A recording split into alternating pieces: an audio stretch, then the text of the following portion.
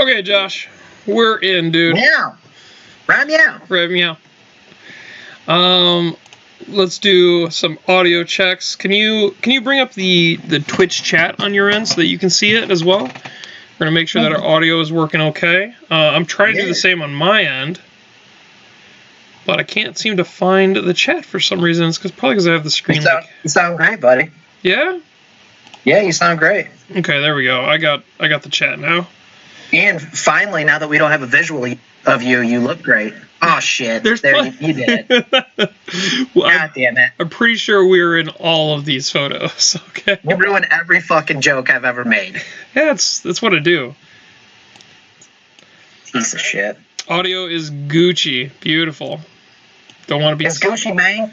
Don't want to be too loud or nothing like that. Want to make sure it wasn't going to be medium. You know, we want Gucci, not medium. Don't medium me. Fuck you. I hate you. All right, so here we are. We're in for episode A17, not 18, 17. My name is Chris Byrne. I'm joined by the everlasting Joshua Warren. He is a ginger immortal that travels time because he can never be happy with one century for too long. So he bounces around a little bit. Luckily enough, he's in our time frame right now, and we normally talk about some cool magic stuff on this show. This is Magic After Dark. It's dark where we are, which is southeastern Michigan. Josh is a little bit further north than I am today. I'm down in good old Flat Rock, and Josh, you're up in Howell? That's incorrect, Chris. I'm not going to tell anybody where I'm at because I don't want to get murdered. My P.O. box is in Howell, so if you don't actually live here, that's my P.O. box. Don't actually live here. Please none of you murder me. So we're doing something a little bit different today, making it nice and easy on us and stuff like that. We're not doing our traditional show today either. We're doing more of a here's what we've been talking about with behind the scenes for not coverage and commentary, for content. Sorry, that's what I'm looking for. It's the C word. Content, not cunt or. You did it. You said it. I know you were thinking it. I could imagine your face as I said the C word. See you next Tuesday. Yeah. So content. And then we're going to talk a little bit about GP Detroit, which was, now 2 weeks ago? But was just so much fun. What a great fucking format. We'll talk about why pros don't like it and why I love it. And we'll talk about both of our experiences. We have a really, really good interview with local boy Zach Allen, who is just a phenomenal Magic player, really great. I love watching him play Control in particular, because he doesn't tank forever. He knows his game plan going in. He knows how to represent different things. It's very enjoyable to watch Zach play Control Magic. So when he does that, it's a pleasure for everyone except for his opponent. And then we're gonna talk a little bit more about the future. Good at Magic, but I can do a better interview than he can. So just want to put that out there. You can do a better interview than he can? Yeah, he might beat me every time we play Magic, but he didn't beat me in the interview process, I'll tell you that. I don't know about that, man. I feel like you beat each other because you guys were having such a good time talking with each other that, your 10-minute interview went for, 22 minutes or something like that. So it's a good chunk. That's fucking interesting. What do you want from him? It was really, really good. And that's why I couldn't just come over and be like, okay, and that's it. We're going. Goodbye. Yeah, he's not just a nerdy ass Magic player like the rest of us. You know, he's got a personality, and that's why he does a podcast. And so it was good. Yeah, a little bit of the information might be a little dated, but I think it's all fine because it was that kind of stuff was like you said the podcast. We were tell us about this thing you do, and where we can find it and what you're talking about on the upcoming episodes and stuff like that. And I think that's all good and fine, whether it's coming up or a week in the past or whatever, because it gives people the idea of what they're gonna get when they go out there. Absolutely. All right, so where would you like to really start, Josh? What do you want to talk about to begin with today? Well, I just want to tell everybody that I'm very sad that we're not going to be weekly Magic After Darking anymore. Yeah, we're not going to be weekly. I mean, I did say every week that I didn't know, how I could go another week with having to do a show with you, but that, I mean, that was like 90% serious, but it's like 90% serious. Yeah, but now I've had a week to think about it. I know that you're like. Well, we've been off for 2 weeks now, but yeah, I'm gonna miss you, man. Yeah, you and I see each other all the time, anyways. We won't be as close in contact because we won't be doing like the weekly show or whatever. So here's the thing. Last week, Josh, I heard your chair creak. Yeah, my chair is really creaky, and it's normally not an issue, but I'm normally not doing audio recording from this desk. So, but last week, I think it was like probably Tuesday, because Tuesday just fucking sucked on my end of the world, just really fucking shitty. Josh had messaged me. He's like, "Hey, what do you want to do for the shows this week?" So we had a busy couple of weeks, right? Like we had lead up to GP Detroit. We had the store championships, and you went to Chicago. Yeah, I was in Chicago for 3 days. Immediately following the GP. Doing some business. Right? Immediately following the GP. Yeah. Like I left Sunday night. Yeah. So I left from the GP and drove all the way to Chicago. So insane. I'm a busy little nugget. Yeah. Can you tell them why you were jumping all over the place and who you were with? Yeah, well, I was with the German man, per usual. So we went and did some buy listing and some trades out in Chicago with Pastimes. I'm sure you guys have heard of that place, but yeah, they're good guys. So we went out there and spent a couple days with them, and then after that we came home and got back at it, and I've been doing the same thing since. So just buy. That's all I do. Cards and sell them. Yeah. So yeah, we've just been busy. We've just been all over the place. You've been traveling all over the place in particular. It's nuts. Yeah, last weekend I was in Indy for my sister-in-law's birthday party. We went and got a pedal pub, so that was a lot of fun. That's like one of the like weird size cart things where everybody's drinking, but like they're moving their feet on some pedals or something like that and moving down the street. Well, yeah. So the one that we rented is motorized, but you're supposed to pedal. But I told everybody that I wasn't going to pedal. I'm going to drink. That straight up ruins my joke, because I was like, so is this they're too cheap to like put a motor in the thing? So they're like, oh, I know what we'll do. We'll get the people to like make us move. Like, no, it's pretty cool. I think that's like my third one, but it was a lot of fun. A lot of my family got to come, and then we went out and to what is that place called? Wild Beaver. We went to Wild Beaver's out in downtown Indy. Is that like a strip club, like a Canadian strip club? No. It's a karaoke place. Okay. I've never thought of a beaver singing before. They said I did karaoke, but I don't remember, so I'm sure it was a good time. Yeah, karaoke after a few drinks is definitely a good time.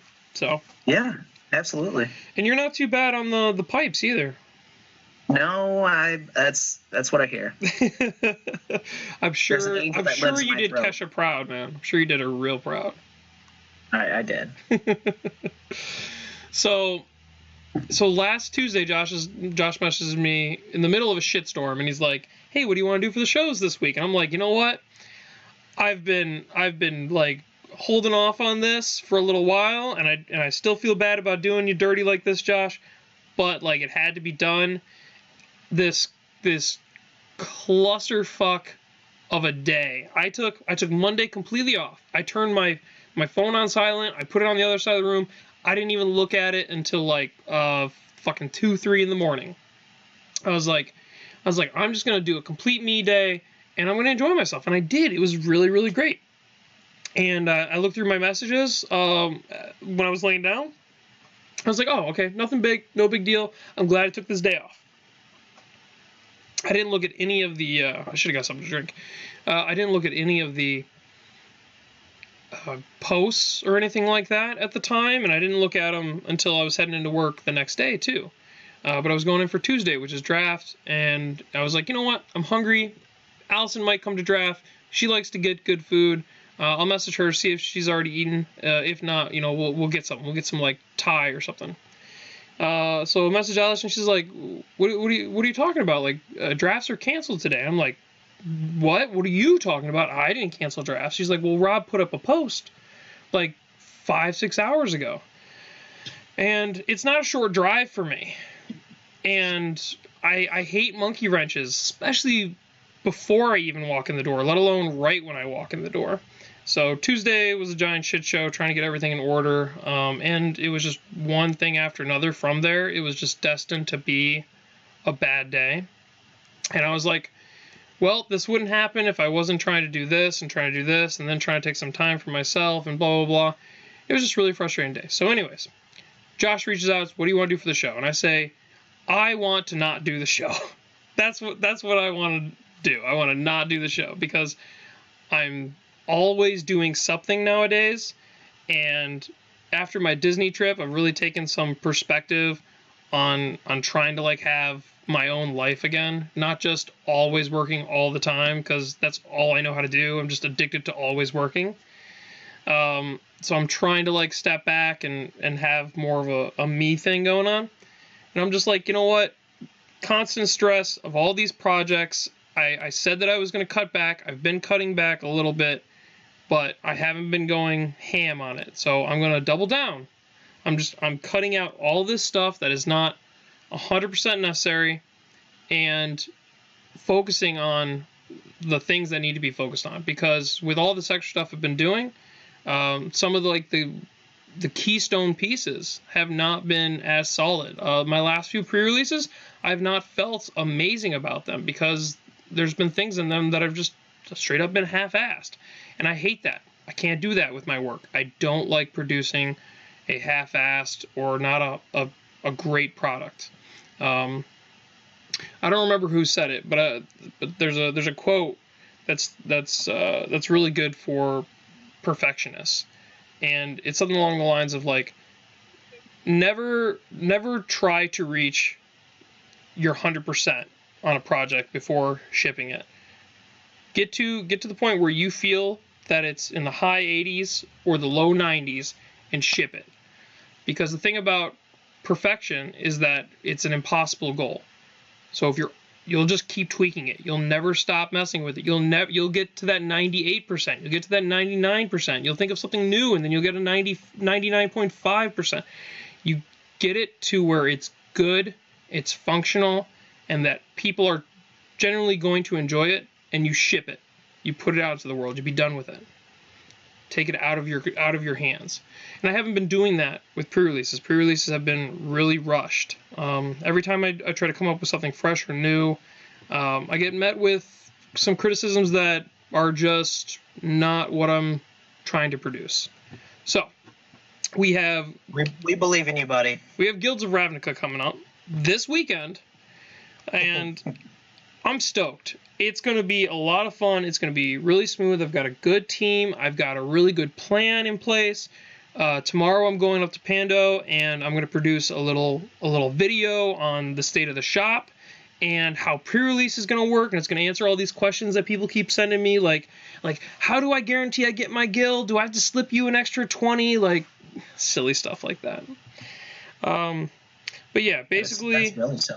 Basically Tuesday was we're doubling down on the cutting excess projects, and it's not just Josh and I. That's literally everything. I've had 7 people coming to Pando in the last 3 weeks that are all like, hey, I want to do this, and I want to do this, and I want to do this streaming thing, and I want to do an arena thing, and I'm just like, I'm sorry.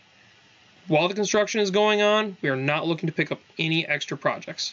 I want to focus on the things that are very important, that are keystone, that are hallmarks of Pandemonium, and I want to get this construction done before I want to know where we're going before I try to make plans for anything coming up. You know what I mean?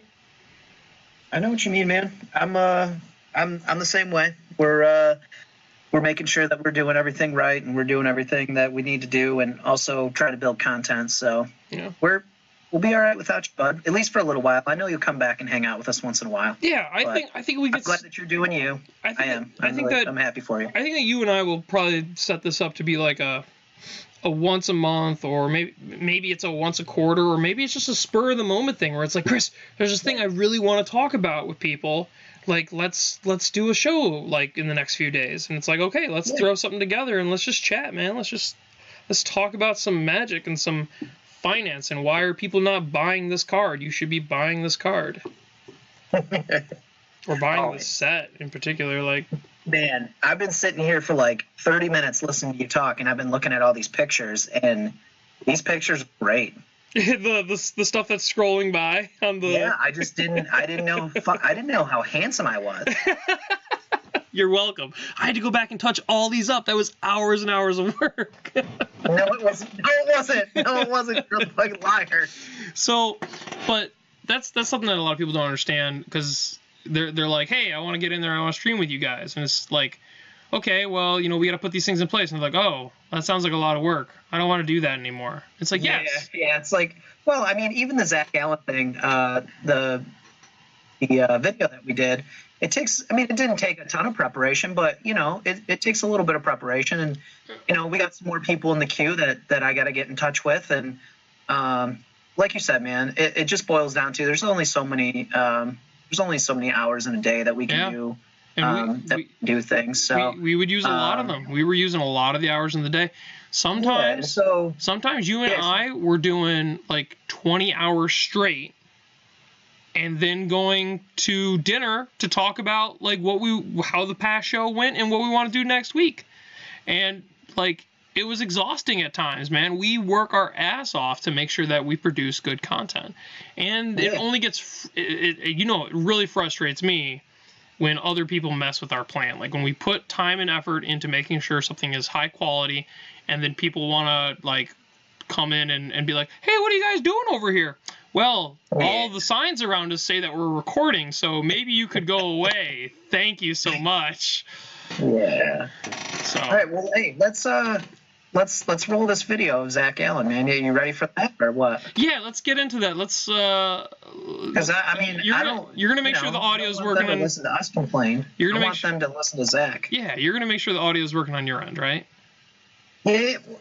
I mean, it should be working. I mean, we screwed up the first video we did, and then we did a video after that. We were good to go, right? Yeah. So that's actually a really good segue though, because when we did the Zach one, we had all these chairs. We had the entire area like blocked off, and still people would come and sit at the very next table by you guys doing the interview. It's because they want to know what the fuck we're doing, Chris. But most of them weren't. They were just like, oh, well, let's play a game of Magic. Let's sit right here by these guys that have all these signs saying, cool. Please be quiet. Listen, I'm cool. You're almost as cool as me, but they want to know what I'm doing. Yeah, I don't have sweet heart sunglasses like you do. Fuck you. All right, so let's get into it. You ready? Yeah, roll that beautiful bean footage. All right, enjoy, folks. Hey, everybody. Magic After Dark.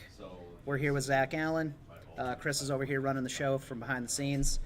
So I'm actually happy about that, because we don't have to listen to him talk unless he shouts, which he usually does. But we just wanted to get Zach Allen on. He's been doing well lately, and we wanted to just hear about what he's doing. He's got a lot of things going on magically. He's got a podcast too that we're going to talk about. So we'll get into the questions, bub. Yeah, correct. Thanks for having me, man. Yeah, absolutely. We wanted to first talk to you about your upcoming PT. Sure. And kind of what deck you were on, and what got you there. Sure. So, Grand Prix Pittsburgh was, I believe, about 2 months ago at this point. And I went because I had some friends going. My grandparents live fairly close, so I wanted to go see them. And obviously, big tournament, fairly locally. You got to go check it out, see, play, have some fun. I've been playing a lot of Control, that format. Yeah, everybody, whenever anybody asks me about you, they're like, he's on Control. Like when we were playing at BC Comics a few weeks ago, Richie was playing. I think was Richie playing against you, Richie Thompson? Yeah, he put me round 1. Yeah. So he tells me, he said it was a good keep against Zach Allen, and I'm like, what the fuck does it matter if it's against Zach Allen? I'm like, he was on Humans. He's like, we were supposed to be on Control. It's true. I play Control in almost every format every time I get a chance. Which is good for you because most people think you're on Control, so that gives you an edge, right? It is true. I've had this come up a couple of times now. Yes, it's great. It actually reminds me of a good story where I sit down for round 1 of the SCG Invitational, the last one, and I sit down against somebody I don't know, but who shakes my hand before the event and goes, "Hey man, big fan of your podcast." And I was like, "Oh, awesome, man, that's cool. Nice. Pleasure to meet you." Yeah. And then he goes, turn 1, tap Celestial Colonnade, go. And I was like, "Oh, that's a sweet colonnade." It was a foil and everything too. I was like, "That's an awesome colonnade, man." And he's like, "Yeah, this is gonna be a grind. It's gonna be a long one." And I was like, "Yep, exactly. yeah." And then he's like, "All right." And I was like, "Urza's Tower Expedition map, go ahead." And he goes, "That's not what I thought you were on." Nope. And then he just like loses really quick. I was like, "What happened there?" He goes, "I kept my hand against Control. It was like mostly lands." I was like, "Yeah, stinks." Yep. That's great. But yeah, so anyway, GP Pittsburgh. Yep. I've been playing Control most of the format. I've been in and out on a couple decks. The Invitational before that, I actually played Jeskai Control. Mm-hmm. Even though Esper Control was kind of the best performing Control deck at the Pro Tour. And I end up playing Esper Control there. I'd been testing it online all week. And really, I just love the card Torrential Gearhulk. I love the card Scarab God. They're all just like very typical Control finishers. And Fatcaster. Yeah, Fatcaster. Oh, I love that card. Mm-hmm. It's gonna be sad to see it go, but yeah. Also think Teferi's one of the most messed up cards they've printed in a very long time. Yeah, that card's just reaching all formats, which is great. It is, yeah. No, we talk about that on the show all the time about how good that card is, and it's just, I mean, even the value playing it is very high, but the value for it, like, you know, financially is going to be high too, I think. Oh, absolutely. Yeah. Well, and like I think it was just a mistake. Like it's not supposed to be as good as it turned out being. It's the untap-ability. It's the untap. Yeah, they underestimated how good that was going to be. Yeah. And I don't know if they missed this or not, but its effect with Search for Azcanta just absolutely buries people. When that card flips into a land, you get to untap it and draw 4 cards a turn or whatever. It's just way too good. And I don't know if they missed it or not, but it's weird because when you look at the card, it's kind of like a carbon copy of Obnixilis, which was, you know, a Planeswalker before. Kind of a lot of very similar abilities, and that card was it was good. It was a standard player, but it was never, you know, dominating a format, and Teferi really does. Yeah. So yeah, I don't know. I wanted to play all those cards, show up at the event, and to be honest, I talk about this with the people I test with all the time. Is you can go to a Grand Prix or like an SEG, and if you practice really hard, you can do well. But you know, even the best players in the world are typically going to go like 11-4 or something like that, right? Maybe you know, depending on the number of rounds. But they'll put up a good finish where they have a bunch of wins, but you're always going to have a few losses because it's Magic and you can't win every time. There's variance. Yep. And so, you know, not only do you need to win, but you need to win, and then you need to get lucky too if you want to top 8. Yes, absolutely. So, you know, we call it putting yourself in a position to get lucky. And you need to do that just, you know, I mean, you essentially need to play well to buy yourself a coin flip, and then you need to keep flipping that coin until you get, you know, your top 8. Yep. And for me that weekend, the coin just kept coming up in my favor. Yeah. I played against Red a couple times where I had like some sketchy keeps on 6, and I just, you know, drew the land the turn I needed it, or the Vraska's Contempt the turn I needed it, and just never actually lost the event. I finished 11-0-4, which is a very, very strange record in a Grand Prix. Yeah, it is. I had 2 unintentional draws. One of them was on camera against Mike Segrist. I think I was going to win that game too, by the way, but he was coming for you. He was. It was a really interesting game. I went back and watched it, and I know I messed up twice. Where I was like, oh, why did I do that? Mm-hmm. But you know, when you're playing a 50-minute game 1, you're gonna have some of that. It's Absolutely, tough. Yeah. So ended up getting lucky that weekend. My luck fizzled immediately upon getting to the top 8, where I like mold a 5, keep a 1-lander, don't draw a second land, die. Then game 2. My opponent drew well and played well, and he got me. So, not sad. It qualified me for Pro Tour. I believe it's Guilds of Ravnica. It's the first one. I think it's Guilds. Okay. And that's in Atlanta in November. So you got time off of work for that? Not very many days. I took I believe Thursday, Friday, and Monday off, and the Pro Tour is Friday, Saturday, Sunday. So I really only have 2 days off outside of like the actual Pro Tour, which is mostly for traveling. Yep. But you know, I'm gonna be testing like crazy. The Pro Tour's a little late for Pro Tours. They've kind of got this schedule thing going where they have. Pro Tours will either be like 2 weeks right after release, or they will be about a month and a half after release, and this is one of the later ones. Yep. So I have a while to learn the draft format, a while to learn the new standard. It's not like I have to build a new deck right after rotation and figure it all out. How is the draft format for you? Like, is it difficult? Like, for most people, drafting is difficult because you have to put the time into it. Mm-hmm. I feel like a lot of times you have to put more time into drafting than you do into standard formats. Oh, absolutely, and that is not something a lot of people think about when they're trying to get to a Pro Tour. But honestly, most of the ways you qualify for the Pro Tour are through constructed PPTQs and constructed Grand Prix and stuff like that. And you can qualify through limited Grand Prix, but your average Magic player, especially around here in Michigan, is going to be mostly constructed focused. Yeah.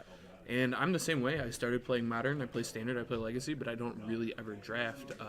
I have drafted, but I don't really play Limited very much. And for me, what that means is I will be playing probably 3 times more Limited than Constructed for the next 2 months, something like that. Yeah, people always ask me, they come up to me, they're like, hey, we need one more person for draft. Yep. And I'm like, I'm not your guy. Yeah, don't ask me. Don't fucking ask me. I'm a dog. Yeah. Do you want to play Constructed? Because I've got 2 decks right here. No, I don't want to.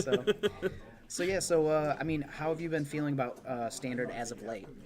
So, Standard is kind of stagnated, and it's been very, very dominated by red-black. Red-black aggro, mid-range. Red-black aggro. Yeah, something. Don't know if you guys have heard that before. Some deck that has Chain Whirler and Chandra in it. Mm-hmm. And if you kind of look back at the history of Standard, not the history, but the last 2 years, Sure. There's been a lot of really good decks, and Chandra tends to be in all of them. I think that card is the mistake they printed before Teferi.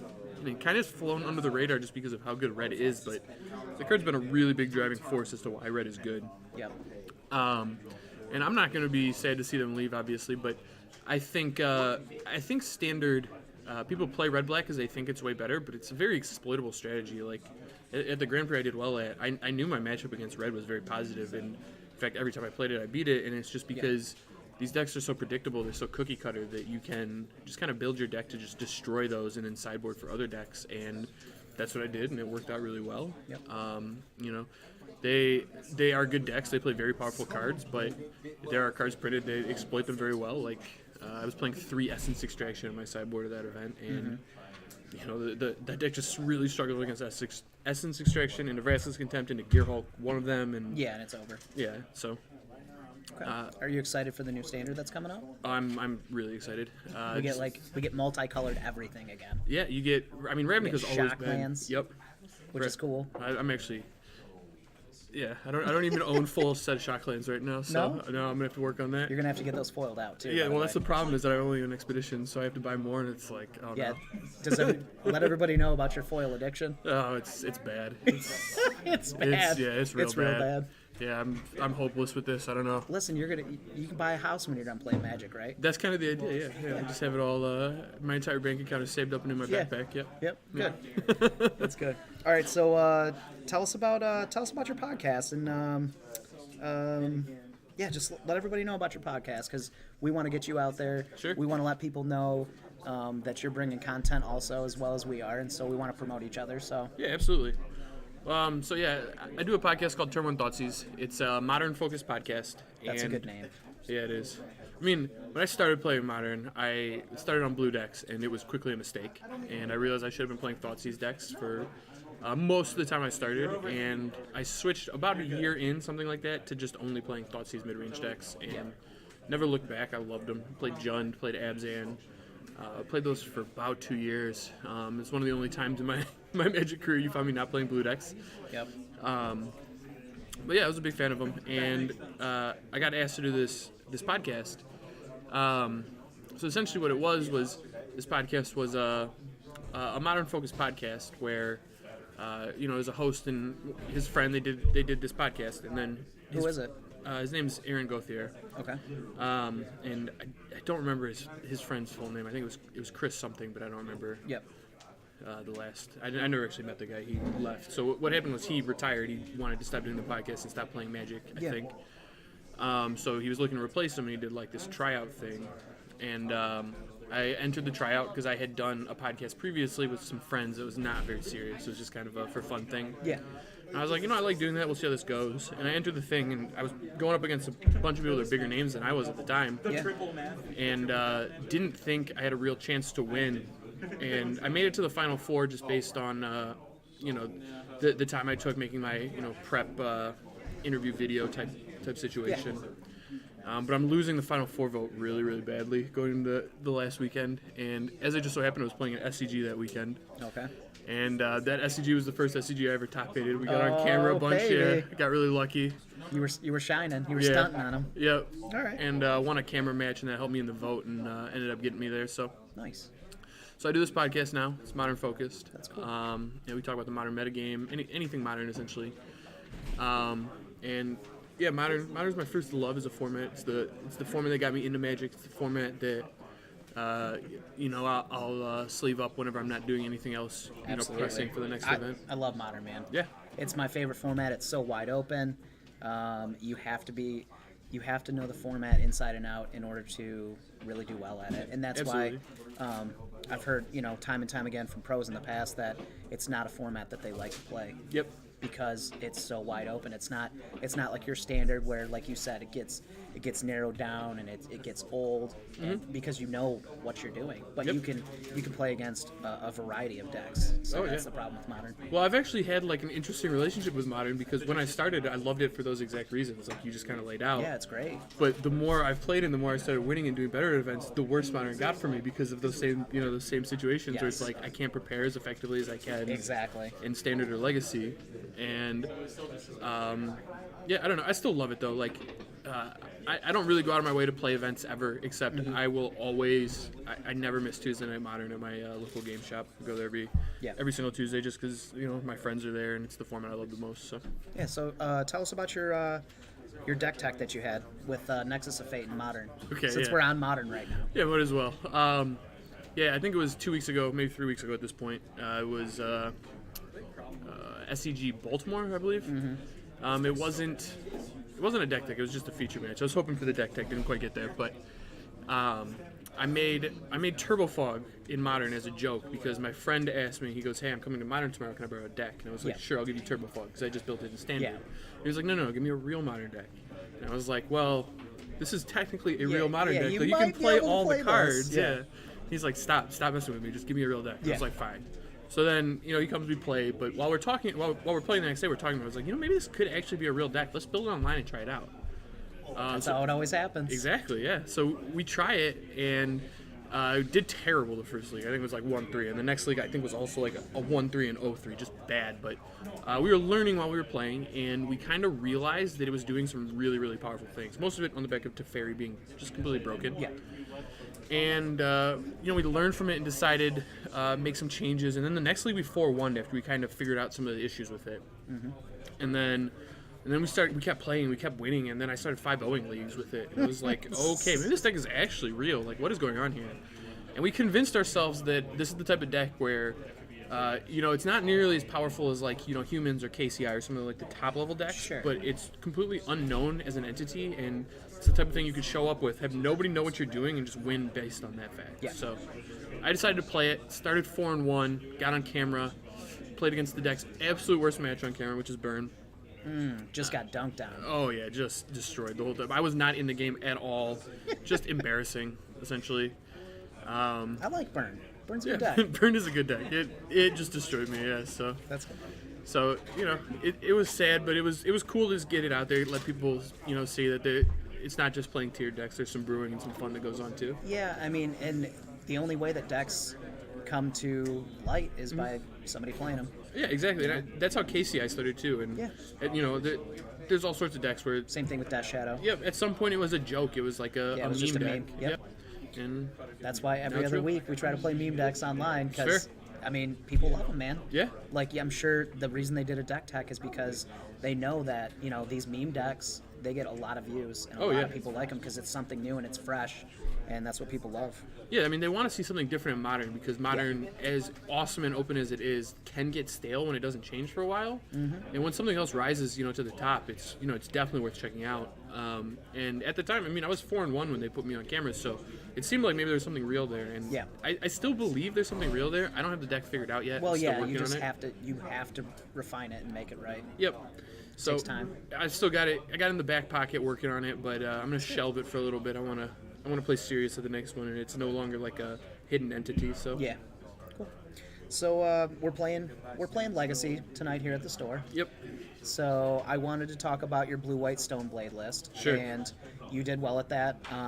You did the duels for duels. Yep. The duel for duels. Yep. And you took 7th place, correct? Yeah, I think I finished 7th. Yeah. Okay.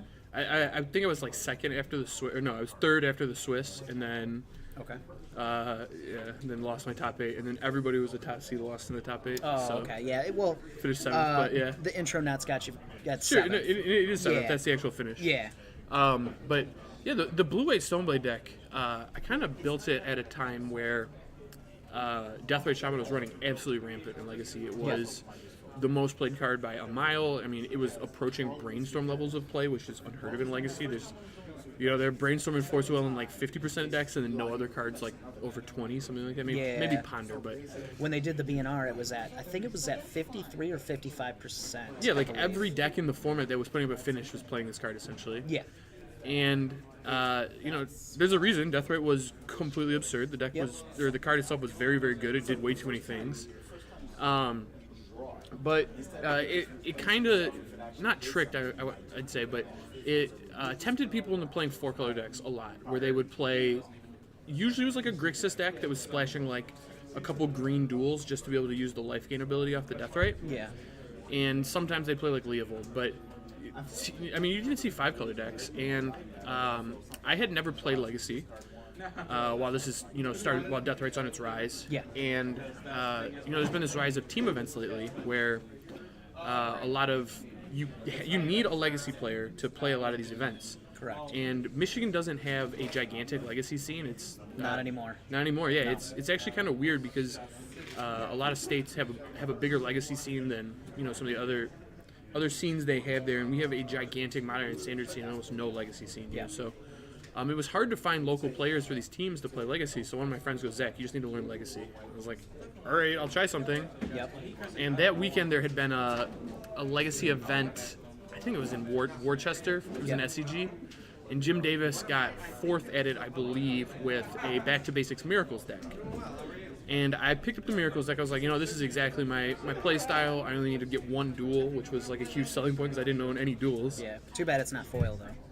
Oh, yeah, it's frustrating. The rest of the deck was foil. Which Okay. is nice, Good. but, Good.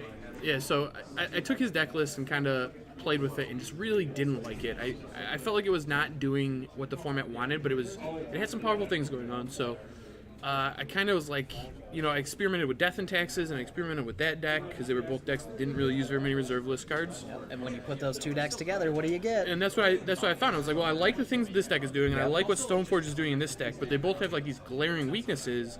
Like, let's see if we can just put the strengths into one deck, and that's kind of what I did for this deck I built. And it was weird because I built it like on a Friday or a Thursday, and I played like 2 leagues with it, and I think I was like 9-1 in the leagues. I was like, wow, this feels really good. And there's a Legacy Challenge that Sunday, and then I just like went undefeated in the Legacy Challenge on Moto and like won it. I was like, oh my god, did I just like break Legacy? What's going on? Yeah. And then I played like 20 more leagues after that and like couldn't do better than 3-2 in any of them. And I was like, oh, maybe I was just running hot. Yeah. I don't know. But Back to Basics, that's what just won the past Legacy event in Baltimore. Was it Baltimore? Richmond. Richmond. Yeah, Richmond. So, he won with Back to Basics. Yeah. And he's just, that card is absolutely a house against most of the format. It preys on those multicolored decks. Well, that's what, before Deathray Shaman was banned, it was like, it was so good against Yeah, it all was these decks because they insane. all had all duels, Yep. and the only thing you had to do was just kill their Deathrite Shaman, and they just couldn't cast spells the rest of the game. Yeah. So that was kind of what my deck was based on, was like I just kill their Deathrite Shamans, play it back to basics, and then they lose. Yeah. And then, now it's not as much that, so you kind of need a different shell on it, but I still think that the deck is really powerful. It's a good strategy to play, and I'm a fan. I've moved off of the Stoneblade deck. I think it's back to a spot where you either kind of want to be Miracles or Death and Taxes. Instead of kind of being an amalgamation of the both. So you need to split the deck back up and Yeah. go one way or the other. But I think either of those directions right now is a great place to be in Legacy. It's good.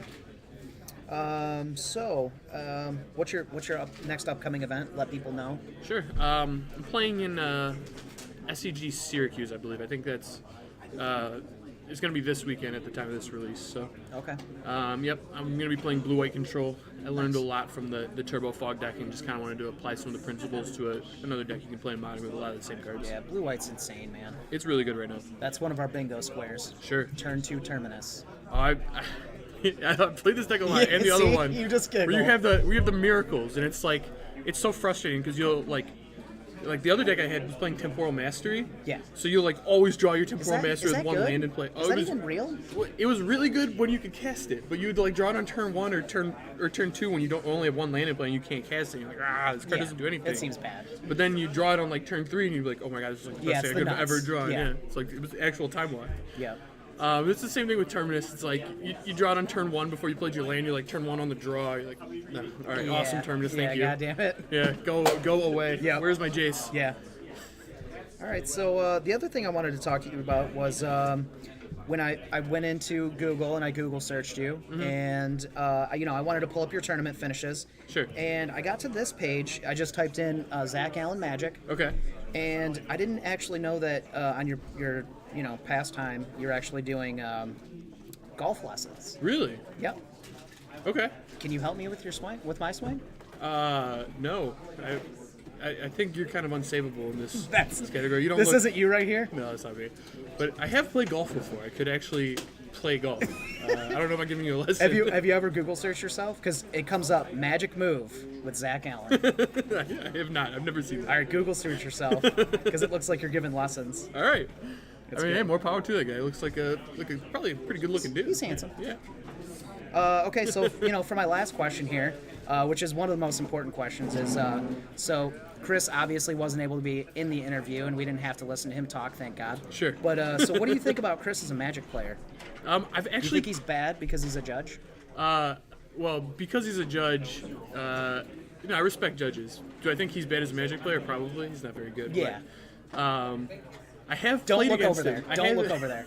I'll try not to. I have actually played against him in a sanctioned Magic event. And you just put it inside him, right? I did win. I won. Good for you. He was playing Lantern Control, so he deserved it even more. Yes. At the time, yeah, it was great. Yeah, so he's probably pulling up his one top finish right now, I'm guessing, on the screen. And it was here at Pandemonium. I think it said he took 4th, right? Sure. Right, Chris? You took 4th? Yeah. What was it with? Rally Cocos, Frontier. Oh yeah, that's a good format. Frontier? Yeah. That's a good Holy format. shit, it was Frontier? I didn't even see that. Well, there you have it, guys. Chris is awful at Magic. Zach is great. Thank you. Yeah, so, all right. But yeah, let us know about your Twitter, too. Chris, pull his Twitter up, man. We gotta get us more people on there to follow him. Yes, please. Yeah, Take any follower I can get. Tell everybody what your Twitter is. Yeah, you can find me on Twitter at A22EN. It's my last name, but instead of L's, I have 2s because the 1s and the L's were taken on Twitter, so we went the next number up. So many Zach Allens. Yeah, there's a ton.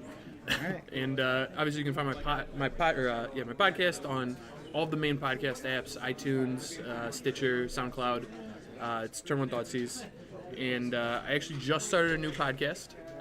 It's part of my other podcast, but it's a new side project I'm doing with another popular streamer named Cat Light, and she's kind of famous for playing Bant Spirit. She's a big fan of it, and we kind of started I've seen Terry before. yeah, kind of started a for fun, every month conversation between us. We're calling it Turn One Wild and the Cattle. The cat part. So. Nice. You should be able to find that. That should have come out last Friday. Nice. Yep. All right, good, man. Well, when you win the Pro Tour coming up, are you gonna will you come sit back with us? And, Absolutely. Maybe Yeah. you can talk 100%. to Chris this time, and then you can listen to him talk. All right. Well, can we man. just keep it with you? Yeah, that's fine. All right. That's fine. Fair. All right. All right, brother. Cool. Appreciate you. Yeah. Thanks for having me on. Yep.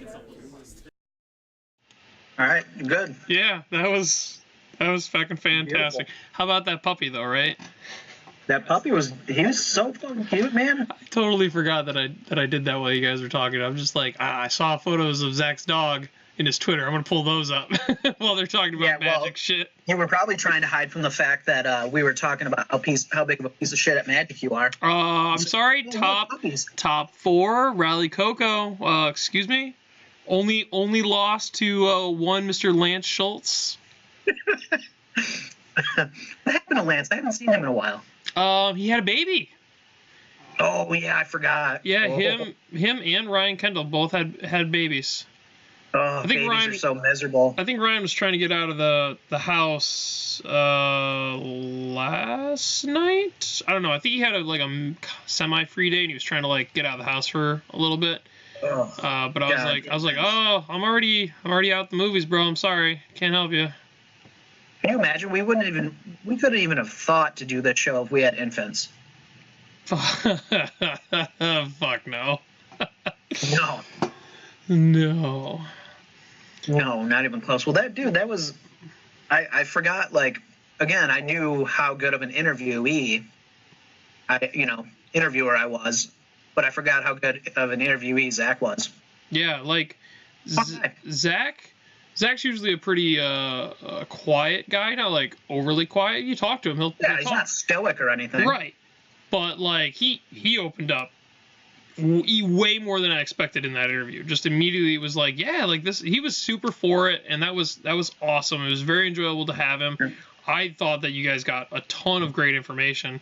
I was like, shit, we could have cut this into 2 different segments at this point, but damn, you guys did well. It was a lot of good information. Yep, I finally beat him at something.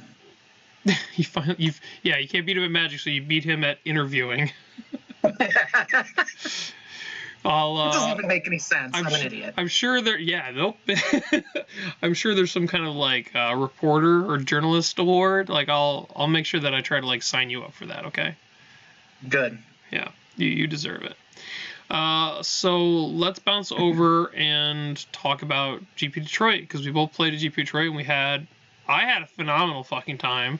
I know you had a mixed review kind of time. I did. So let's see if this all works. I got this all set up here. This was GP Detroit. It was the only other team modern event in the world outside of one that we had earlier. I think it was like February or March in Sydney, Australia.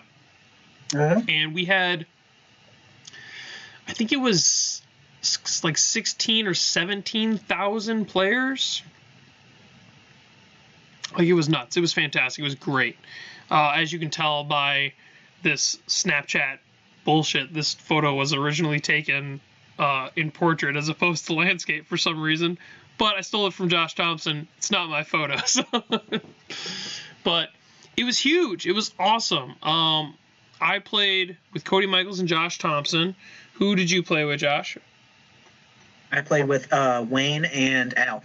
And then your brother played as well, Chris Warren. Yep. Who did he play with?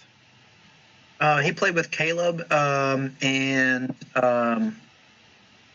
who should he play with? Well, you'll figure it out as soon as we see it, because I got a photo of your 2 Mom's Basement Games teams playing, because you guys were all decked out. You were all wearing the same bright orange Mom's Basement Games shirt, you know?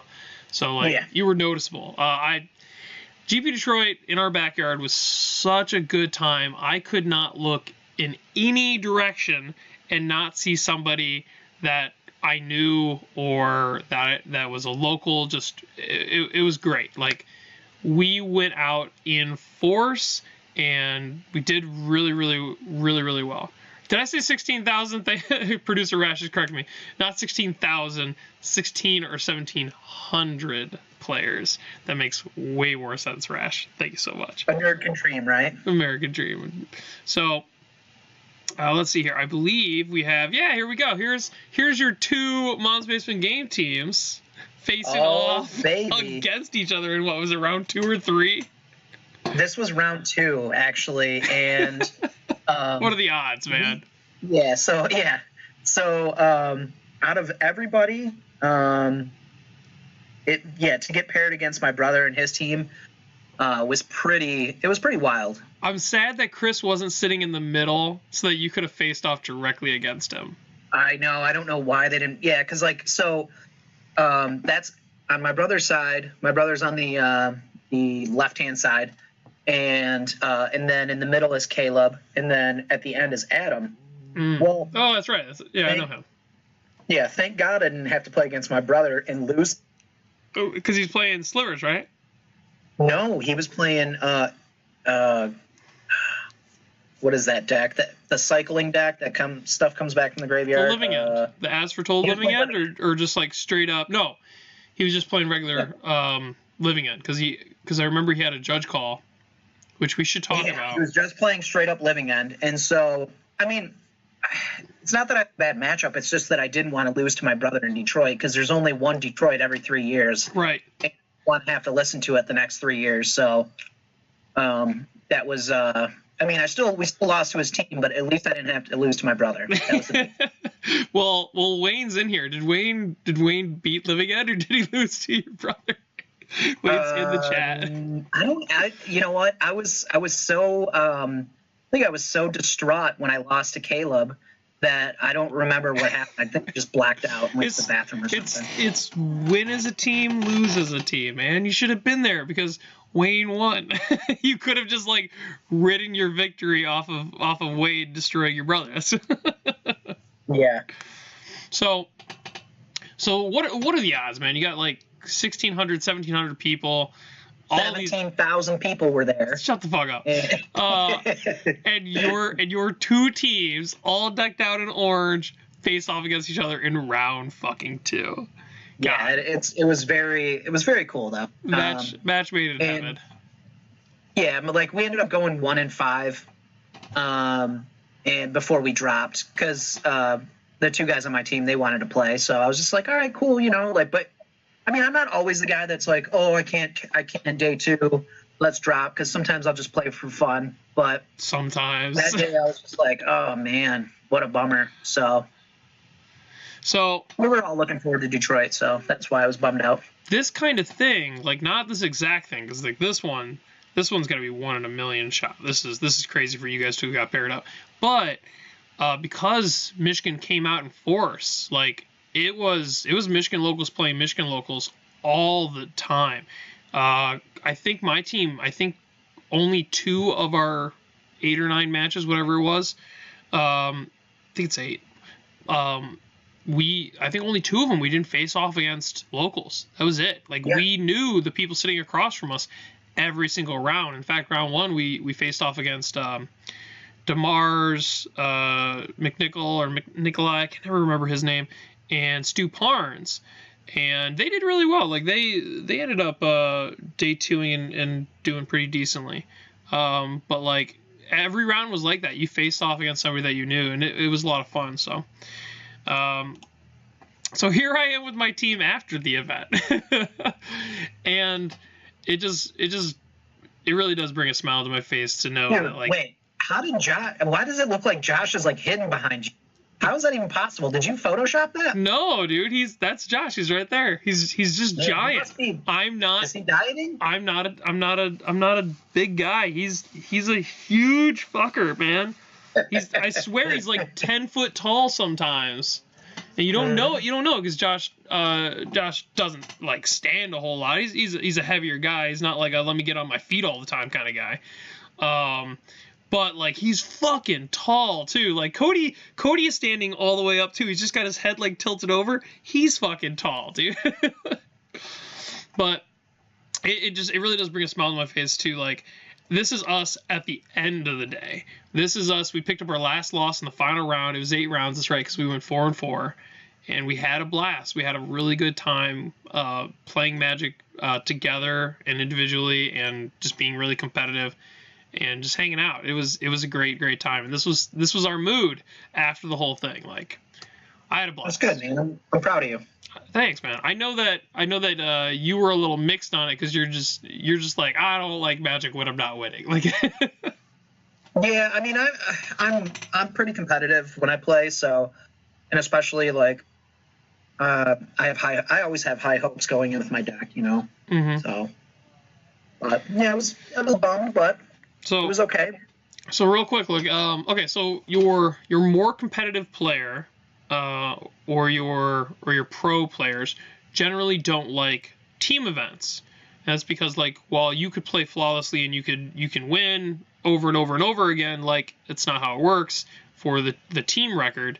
If your two buddies lose, then you lost that whole match. It doesn't matter that you crushed or played flawlessly and stuff like that. And that really seems to tilt really professional or really grindy players, whereas like I'm like win as a team, lose as a team. Like it doesn't matter. It doesn't matter if I did really well and the two guys next to me didn't do really well, because there's going to be times where it doesn't go well for me and they do really well, and it's like probably a lot more. No. We all played great and we all did really well. Like we did not track our individual records because our individual records do not matter. It's win as a team, lose as a team. But like we all played really solidly and it was very enjoyable.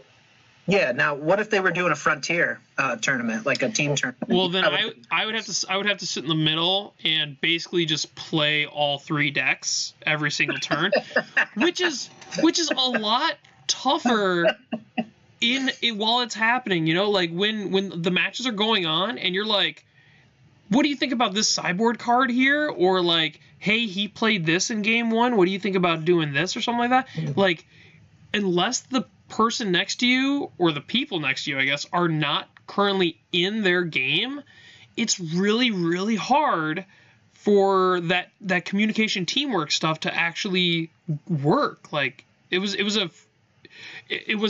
going to be a dynamic going in. I just didn't realize it was going to be such a fresh and difficult dynamic going in. It was really challenging. I think that's a great thing about these, is that they bring a different type of challenge that we don't normally deal with, the team assistance. So anyways, other fun stuff about the GP is local Todd Maddock had his daughters all dressed up and play with Dana White on a team.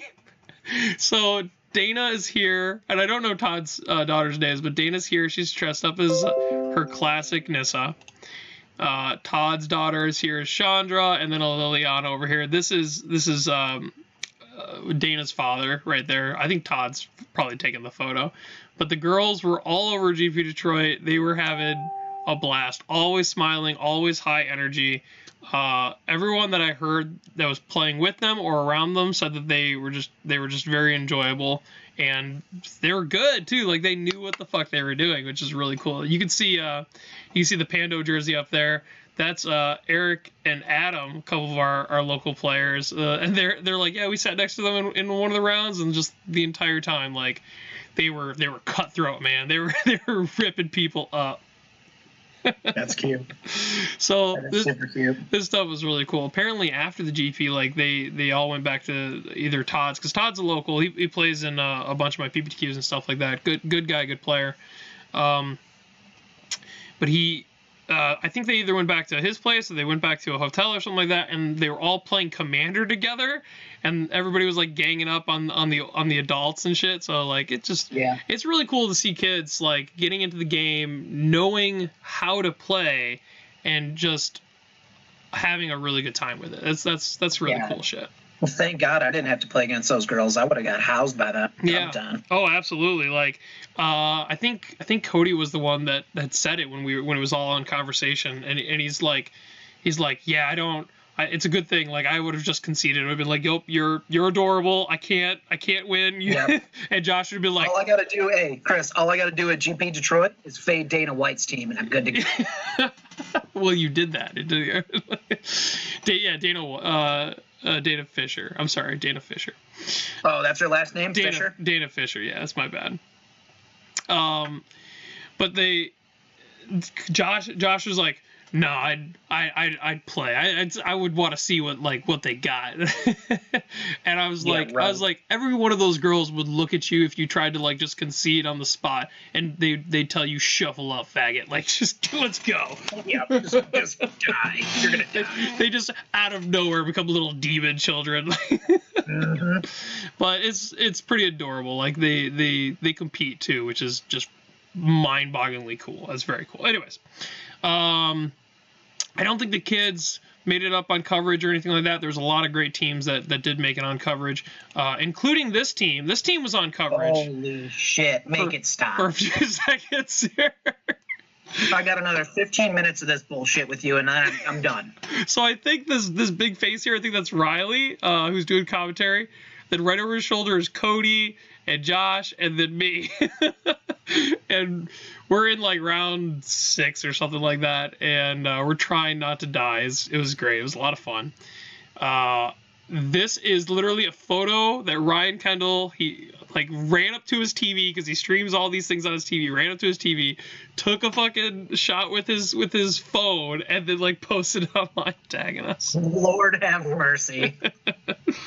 But to real Magic, to locals all over the place, and real competition throughout the entire thing, we want to give congratulations to Brad Tinney's team.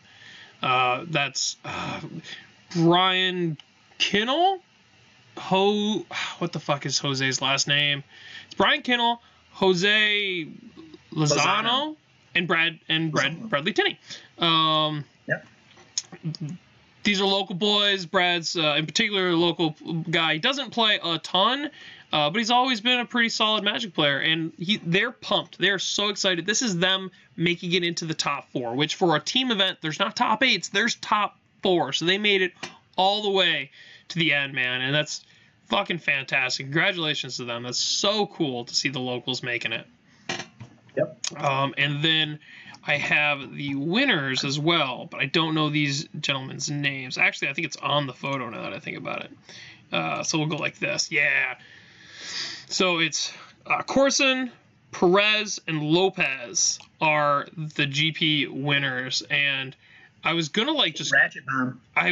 Team Ratchet Bomb. I was gonna clip in this interview segment directly after the GP because it's literally them being like, we can't hear you, like it's just static, guys, it's static. And he's looking, and then they're like static, and they keep asking him questions. He's like, no.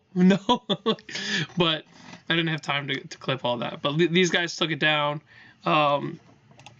And it was just a phenomenal event. I think this kind of stuff is great. I'd love to see this kind of repeat stuff for Detroit in particular. I think we had a really good showing. Yeah. There was, 17,000 people there, so that's good. Fuck you. And then thanks, Rash. Way to get him. The coolest thing about the entire weekend, I think, and I'm super jealous of, is that Josh got to meet producer Rash, dude. This is the guy. This is the one who's always in the chat, always helping us out, making sure that we're not saying 17 or 16,000 people and everything else. And when you sent me this photo, I was pissed, man. I didn't even post it to the group. I didn't do, I didn't send it out on the Facebook. I just sent it right to you because that was, we were in public, but that was supposed to be a middle finger to you because you weren't there. Yeah, I was so pissed because this is on Sunday, right? Yeah, it was on Sunday. Yeah, I didn't go on Sunday. Me and Rash were there grinding. Dude, I was so jealous. I was like, you actually got to meet producer Rash? That's fucking anger. Yep. Oh, dude. Yeah, like I knew you were there, dude. Rash says that he looked for us both days. I knew you were there, and I was expecting. I was like, just any moment now, Rash is gonna come up, tap me on the shoulder. We were all over the place, man. It was a great event. I think it was a fantastically successful thing. It was very cool, and I'm jealous. So future events, I gotta run in. I gotta meet Rash. I gotta meet the man in person. You will. Basically, so I can send photos to Josh and be like, haha, fucker. Hey, just because you're leaving the show doesn't mean that Rash is. He'll be there. Yeah, of course.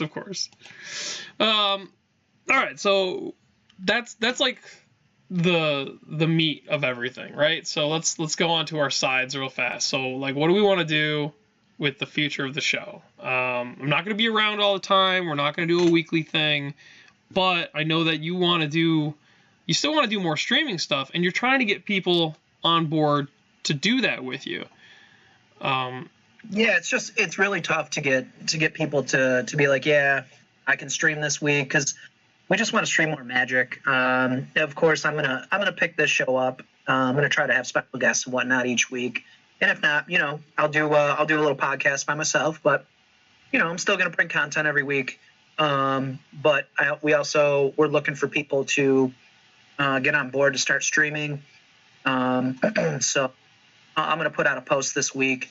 And find out who's actually interested. I've talked to a couple of local guys, but it just doesn't seem like a lot of people are interested to do it on a weekly basis. So it's going to take me a little bit of time, but I'll recuperate my loss.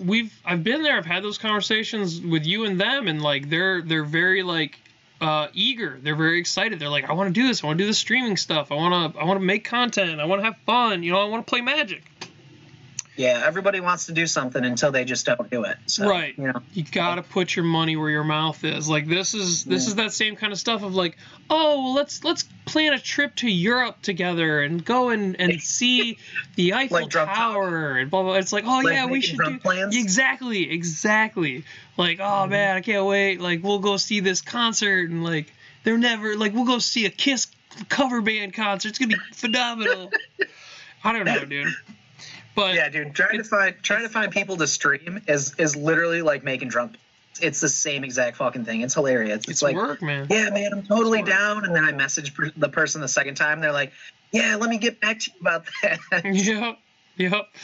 So, and that was my plan. I was like, Josh is moving forward. He's getting more people on board. They seem excited. Once he gets a couple people, like on a more consistent basis. Then I'll like try to fade away a little bit more and not do it. But it's a lot of work, man. We put in a lot of work to make sure that these things go smoothly. Like having topics every single week is not a difficult thing, but being informed on those topics, like that takes time. It takes time, energy, dedication, setting up, whether it's photos or videos or what other animations, stuff like that we're trying to do. Like it's time consuming. It's work. Even back when I was just like producing a show with like Lance and Richie and who else was on that? Did he do one with Brian? Lance would have like a weekly guest kind of thing, and I didn't have to do too much on that, but like keeping up on it and making sure that he had people in place and that they were actually going to show up and help him and stuff like that. Like it's work, man. It's definitely work. Yeah, we'll get it done. And I'm going to stream a couple times this week. I'm going to play some Magic. I've been looking forward to playing some more Legacy now that there's been a lot of Modern going on. So I'm going to try to play a little bit more Legacy, and then I'm excited to see where Standard goes. I know when we started the show, I was like, man, fuck Standard. I don't want to deal with it. But, dude, we're about to get rotation though. It's the best time. Yeah. So like once we get rotation, we've got we got all these guilds coming out, and everybody's going to be excited about it. So I'm going to be playing Standard. So I'll try to do some Standard in like a couple weeks as well. Once the format's a little bit formed. Yeah, we'll see what shakes up, and then and then like I said, I'm going to play some Standard. It'll be crazy, but I'll try to get somebody like the Tilkerson on, or Richie, somebody who can actually who's got a little bit of game, and they can talk me through some of the lines for Standard. And real quick, before I forget, like I wanted to mention what Standard deck won at the World Magic tournament. It's only because I told you. Right, because you were looking at it and. Red black aggro. Like you don't fucking say. The deck that we've been shot calling for months and months and months. That's pretty cool, man. Also, because we're always talking about like just what's going on in Magic kind of shit. Like the Jerry Thompson not playing in the Worlds, like actually boycotting it. That's fucking cool, man. Like Jerry Thompson's always a class act, and him saying like, you know what? They keep screwing over the pros. They're making it even more harder. Like, even more harder. What the fuck is that? They're making it harder to, like, maintain a pro status in order to actually make any money off of doing this kind of stuff. like, I'm not going to support this. And that's really fucking cool. No, it's not. It is. No, it's not. It is, because it's not. Like a month ago, we talked about how Wizards was like looking for pros, that they were going to hire and contract pros to help develop their Pro Tour program, because they didn't know what the fuck they were doing. And as opposed to announcing who they picked up, which I'm pretty sure they haven't picked anyone up yet. Like, they're still in the, like, these are the details of the contract kind of thing, back and forth. Instead of doing that, they're like, hey, we're going to have twice as many Pro Tours next year, and it's all going to rotate twice as fast. Oh, and most of your points, they don't mean shit. By the way, we're taking some of the prize money, and we're going to put it into other things. Good luck. Like, this was literally the thing that you were saying that you guys didn't know what the fuck you were doing anymore, and that you wanted to avoid, was causing this kind of bullshit scandal. So for Jerry to step up and be like, yeah, I'm not a fan of this, we're not doing this, class act, Jerry Thompson. We still don't. I mean, agree to disagree, bub. Oh yeah, you're not in it? You're just like So playing? no, listen, there's a way to do things. I get it. Why doesn't he just take this to Wizards? It's not like it's like the Black Lives Matter approach, where we're just going to go out and protest in the streets. You know what I'm saying? Well, like, we get it. We all know what's going on. But, like, why don't you go and talk to them and be like, listen, this is what's happening. We don't agree with it. Have multiple people talk to them about it and see what happens from there. But, I mean, just to boycott it and just be like, hey, has he had contact? Have you heard anything that he's had contact with Wizards? Yes, that's the thing. Is like Jerry Thompson is a well-known individual in the Magic scene, and he's been consulted. Yes, he's been consulted in the past, kind of thing. Him and all these other pros, every time they make an announcement about the Pro Tour, or like they're getting to that time of the year where there's like announcements that come out and stuff like that, the pros are very vocal about it, and the Magic seats of power are very aware of it, because they always get into these Twitter, not feuds, but like they'll start talking about play organization, and Aaron Forsythe will jump in there and be like, we understand, like, we're looking to do this and blah blah blah, and then they don't double down. They reverse their original decision and stuff like that. Like, that's why they're like, you know what? We don't know. They admittedly said, we don't know how to produce this thing so that it's going to be something that people want to take part in any longer. So we're going to hire actual pros, bring them in, and figure out a plan. And that's kind of sad that you can't internally figure this out. But at least they took a productive step and are like, you know what? We're gonna take it right from the horse's mouth. We're gonna go right to the source. We're gonna get a bunch of our common pro player guys that are active, and maybe even some that would be interested in returning. We're gonna sit them down in a room, and we're gonna hash out the details and figure this out. Like, at least they had that. I just hope it doesn't I hope it just doesn't take a bad turn, and then it causes people to look at Magic in a negative way. That's all. That's all I'm trying to say. No, I got you. I want to see positive things done for the game. I don't want to see people boycotting the game, and there's just a better way to go about things.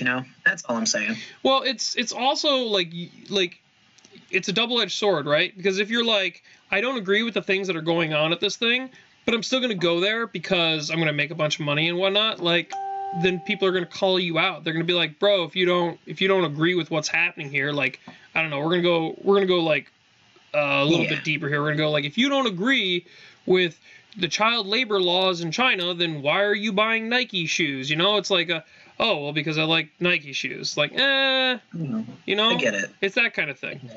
Hopefully it brings some positive light, with negative to start, but hopefully it turns things around, and I think more research on the subject, because I'm not educated on the subject. I just saw kind of a blip of what's going on, and so that'll be something I can talk about next week. Yeah, it's I think that he took a much more serious approach, and that kind of like hiked up the conversation, because it was always like, all we ever do is bitch on Twitter, but like they tell us they hear us, and sometimes they do, but like I'm gonna try and really send a message by like I'm not gonna take part in this. Like he has a really good write-up. It's like maybe a page in length, but it explains everything that he's seen that's poor in the state of the Magic Pro Tour, everything he'd like to see, maybe how to execute on that, and then particularly why he is abstaining from that event. I thought it was really good. I thought it was well done, if nothing else. I thought it wasn't just like I'm going to take a shot at Magic. I thought it was very professionally kind of orchestrated. Okay, I gotcha. But anyways, so our future video stuff is going to be much more sparse, and it's going to seem a little bit more. Between you working on the project with us, but we'll be here every week. We'll be here multiple times a week streaming Magic. So at least I will for the time being until we can get some guys on board. And because it's gonna, I can't think of the word, but it's like it's just when it just kind of like happens or whatever. So so like we'll continue to do I think the Magic After Dark's gonna get switched to like Magic Afternoon. Depends.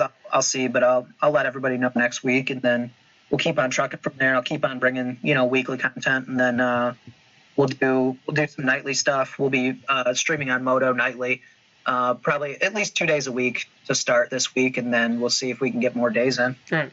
So it's key to make sure that you're following us on our different social medias. Make sure you're hitting follow on Twitter in particular so that you get the notifications about live stuff. Then if you're not available at just all these random hours that we're doing this stuff, go over to the YouTube. It's Mom's Basement Games on YouTube. Hit subscribe. That way you can catch these in the future. You stay up to date and stuff like that. Generally, we put stuff up on Facebook and on Twitch as well. So whatever your social media forum of choice is, we're probably on there, and it's a good spot to make sure that you're at least aware of when we're doing stuff. Yep. All right, Bob. Well, I'm gonna miss you. Oh, next time. But I mean, I'm gonna see you Monday. Too. But I'm gonna miss you on the show every week. Yeah, we have a blast. I really do. Like I love the hell out of you, Josh. I have a lot of fun with you. I do. All right, man. Well, like Chris said, follow us and follow. Look at Rash is putting a little emoji. It's a little huggy. Yep, follow us on YouTube. That way you guys can keep. And we'll see you guys. I will see you this week, and like I said, I'll try to do my best to get Chris in here, and get him at least commentating me playing some bad Magic like usual. Rash, so next time. Rash, you're the best. Thank you so much, sir. Yeah, next time, Josh. It's not goodbye forever. It's just goodbye for now. Goodbye for now. Who says that? I have no fucking idea. I think maybe Mr. Rogers. Really? I think Mr. Rogers was a fucking badass. He was a badass. He was a Navy sniper. Yeah, his original show was picked up by like not PBS, but a PBS type of program, and like it was really that and Sesame Street was the kickoff point for fucking children's entertainment television, like educational television for children. And then PBS came along, and like that was their main staple. And now that is a giant piece of like the media world, fucking Disney, Nickelodeon, all this shit. Anyways, you just made me think of like there's some fucking crazy shit, because Mr. Rogers and what's his name, Bob Ross, were both fucking badasses, man. Bob Ross is sweet too. Yeah. All right. I love you. Goodbye. See you guys. Have a good night.